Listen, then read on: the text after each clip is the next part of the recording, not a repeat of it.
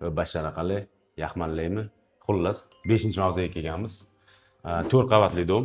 Ikkinchi qavatida 58 kvadrat metrlik uyimiz sotuvga qo'yilyapti. 2 xona. Bizga oxirgi paytlar faqat biz remont uchiryapti. Mana bu uyimiz ham absolyutno biz remont. Uyda egalariga srochno pul kerak. Egalari qarzi kirib ketgan. Pul yonib yotibdi. Remont qilgan chiroyli qolasizlar. Отопленияsi bor bu uyda. Mana bu hozir kirib kelish, mana bu podest qismi.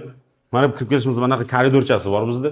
Bu yoqda ertaga kelajakda garderobni qilib qo'yishlaring mumkin.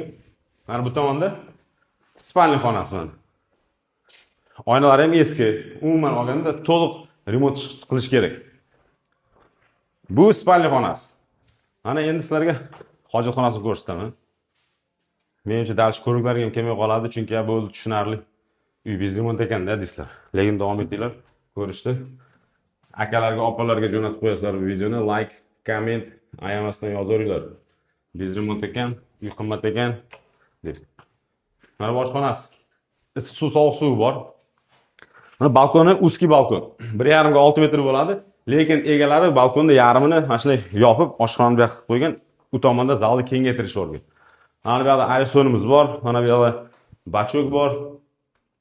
Boya aytganda 5-mavzu, Orientir Alisher magazin, 2-etaj. Narxiga keladigan bo'lsak 32 ming so'rayapti.